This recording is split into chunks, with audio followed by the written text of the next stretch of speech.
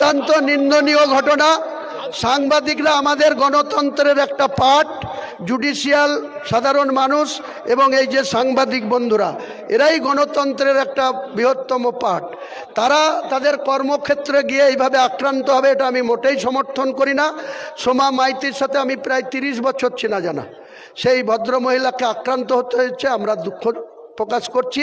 আগামী দিনে এই ধরনের ঘটনা, আজকেও পার্থ ঘোষ ওই এবিপি আনন্দের, আমি যখন ওর শান্ত করছিলাম তখন পিছন দিক থেকে ও লাইভ করছিল, তাকেও তারা জুড়েছে, তারও বোম ভেঙেছে, তারও।